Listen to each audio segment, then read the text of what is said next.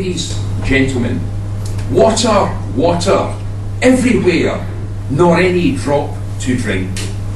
I'm sure all of you are familiar with Samuel Taylor Coleridge's rhyme of the Ancient Mariner.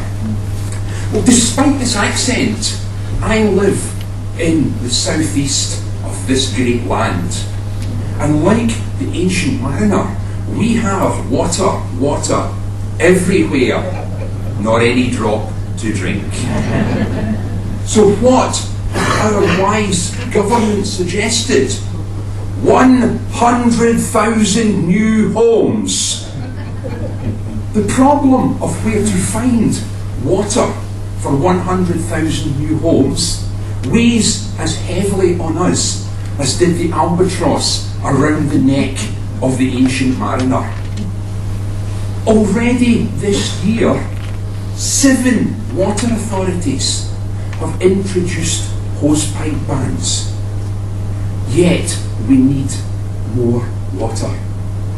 We don't have any water. It's all been used up. You would think that water just goes on and on and on. It does, it can't leave the planet. Well, a few litres in a spaceship now and again, we don't miss it. We don't grudge them it, they'd be a bit lost without it. But it's not going round quick enough. We're not filling the reservoirs. One water authority has even gone so far. Those of you in Kent may know, water meters are now compulsory in Kent.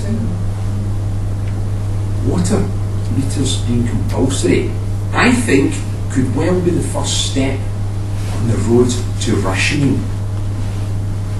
Can you imagine on the streets of Margate and Maidstone, some little stiff with his fedora and his tash?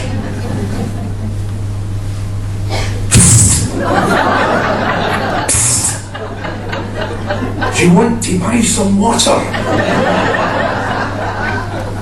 I make light of it, but it's not so funny.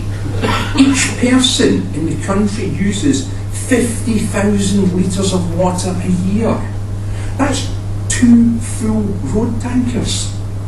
Just think if you had to get that delivered. It just doesn't bear thinking about. In a long street it would be jammed every day. So we go through masses and masses of water, and the southeast is running out. I say to the north, we want your water. How are we going to get it?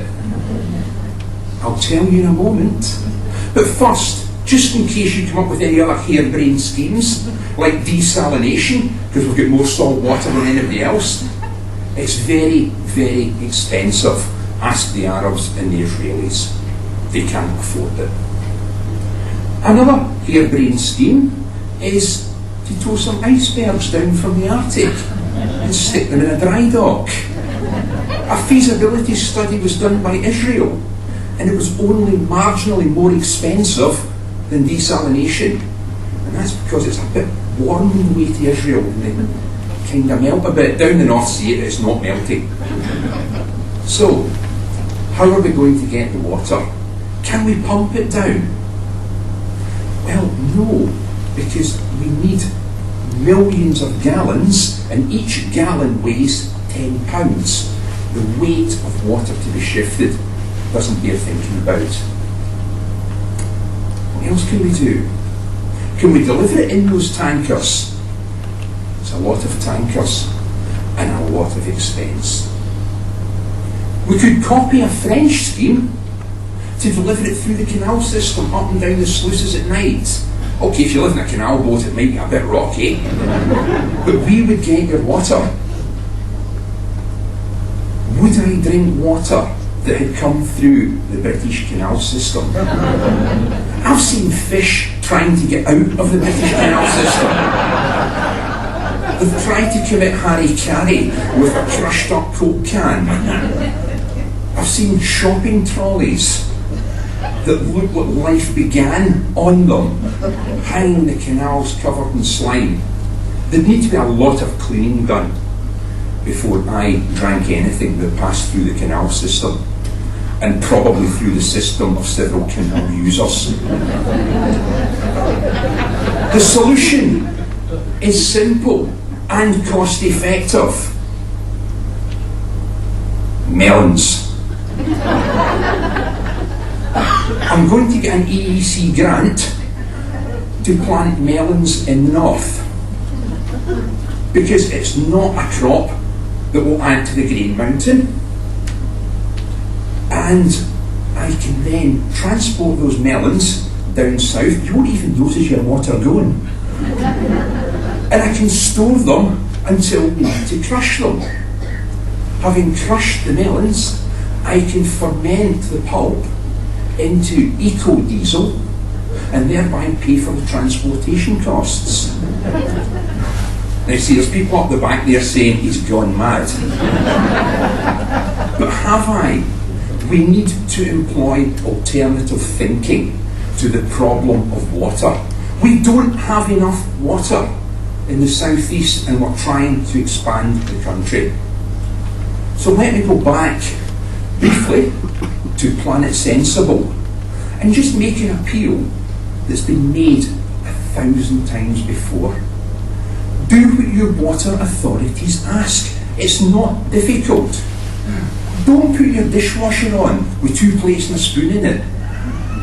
Don't put one cardigan into the washing machine because you think your mum looks like a trollop going out on a date.